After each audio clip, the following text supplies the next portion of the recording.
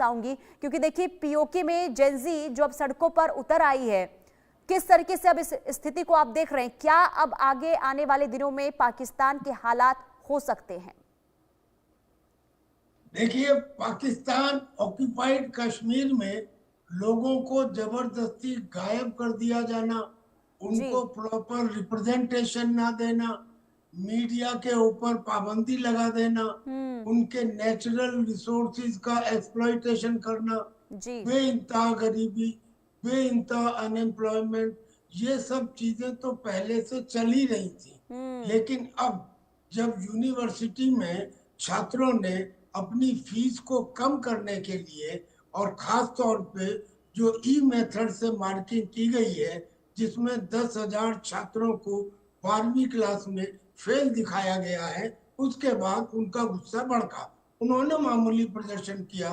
प्रदर्शन के बाद वो वहां के वाइस चांसलर के पास गए। अब प्रॉब्लम यहाँ से स्टार्ट होती है।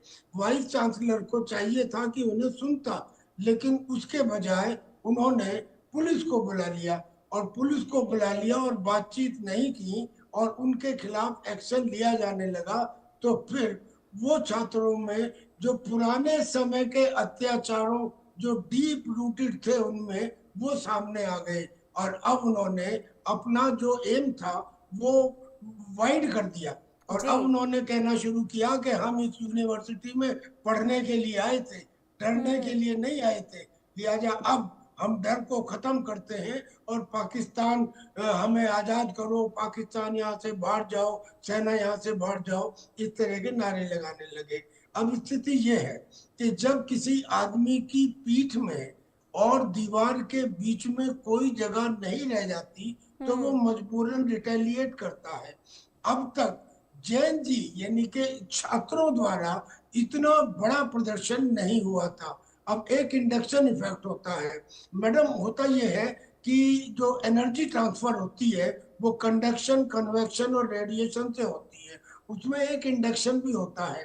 जैसे खरबूजे को देख के खरबूजा रंग बदलता है, ऐसे ही इन पढ़े लिखे छात्रों ने जब देखा कि नेपाल में, श्रीलंका में, मेडागास्कर में, पेरू में, फिलीपींस में, इंडोनेशिया में, इन देशों के अंदर भी छात्र अपनी आजादी की और अपने अधिकारों की मांग कर रहे हैं, तो जी। वो बात इनके दिमाग में भी आ गई।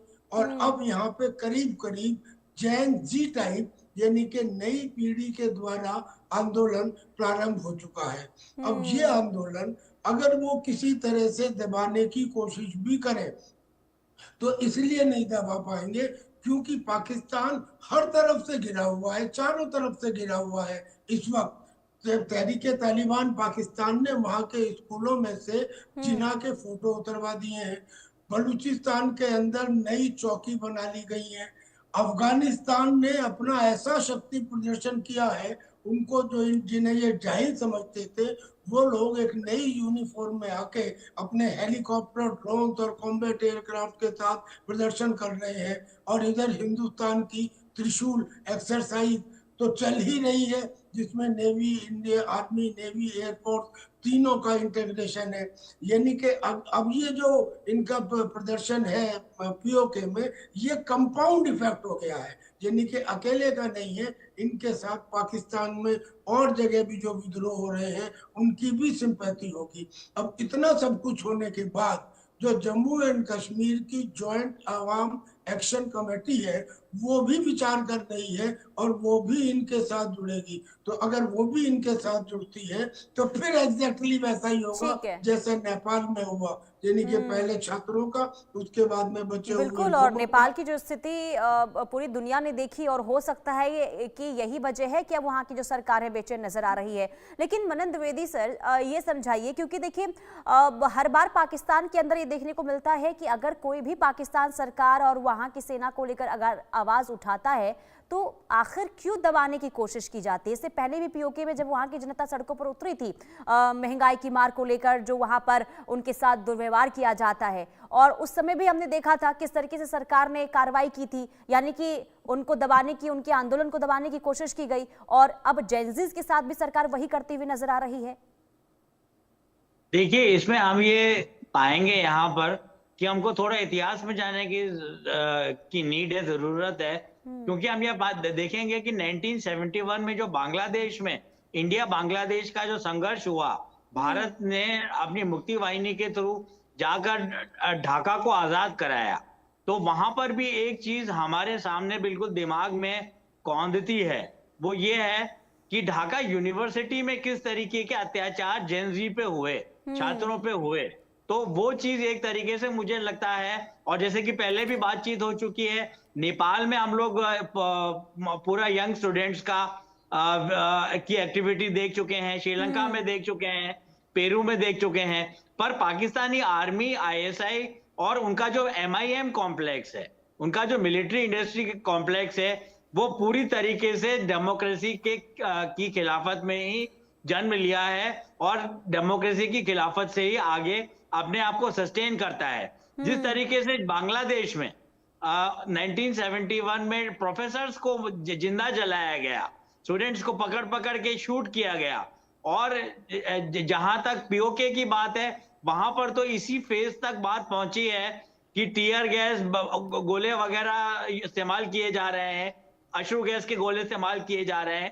पर ऐसी भी न्यूज है कि वहां पर भी स्टूडेंट्स को का खात्मा किया जा रहा है। तो मुझे लगता है कि ये एक तरीके की एक ऐसी गन है जो पाकिस्तान ने भारत में इस्तेमाल करने की कोशिश की, पर जैसा कि पंडित जवाहरलाल नेहरू ने कहा है कि ये गन अगर आप किसी और पे साधोगे तो उसको उलट के गोली आपके ऊपर भी लगती है। मैं 2016 के, मुझे 1 मिनट दीजिए, 2016 के जो जवाहरलाल नेहरू विश्वविद्यालय में जो संघर्ष हुआ, जो डिसेंट के नाम पर भारत सरकार को बदनाम किया गया और आजादी का एक बेतुका और बड़ा घिनौना नारा दिया गया, उसको हम रिवर्स करके देखें तो जो जेएनयू में हुआ या भारत के और विश्वविद्यालय में हुआ, जेनजी पीओके के इतिहास में जाकर, पीओके के कॉन्स्टिट्यूशनल फ्रेमवर्क में जाकर यही बात पाकिस्तान गवर्नमेंट और आईएसआई के अगेंस्ट साबित कर रही है। और जिस तरीके से उन्हें दबाया जा रहा है, इसका इतिहास गवाह है, इतिहास साक्षी है कि पाकिस्तान में ये कोई नई बात नहीं है। और जहां तक पीओके की बात है, ये बहुत ही पॉलिटिकली और स्ट्रेटेजिकली लोकेटेड रीजन है, जिसके लिए हमारे अमित शाह जी, मोदी जी और जयशंकर साहब कह चुके हैं कि हम लोग पीओके को लेंगे ही, और भारत का ये एक अभिन्न अंग है। ऐसा 1947 के दिनों से माना जाता है, जब यूएनसीआईपी मतलब United Nations commission for India and Pakistan आया।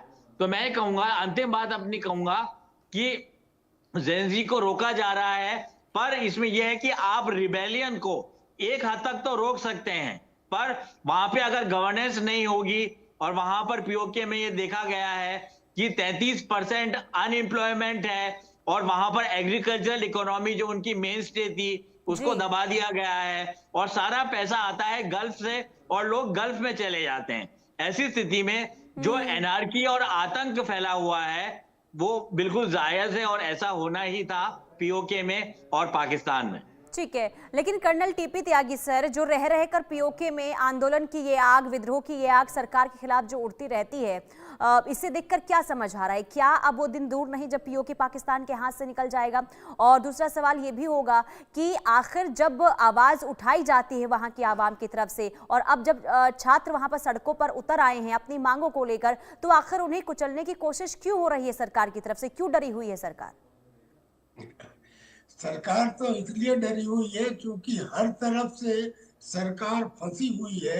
ऐसे में उनको लगता है कि अगर इन्होंने भी हमारे खिलाफ प्रोटेस्ट करने शुरू कर दिए तो हम कहीं के नहीं रहेंगे, लिहाजा सरकार का डर तो वाजिब है।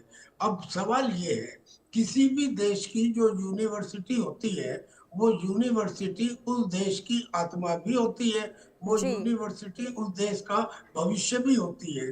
तो जब कोई यूनिवर्सिटी से आग निकलती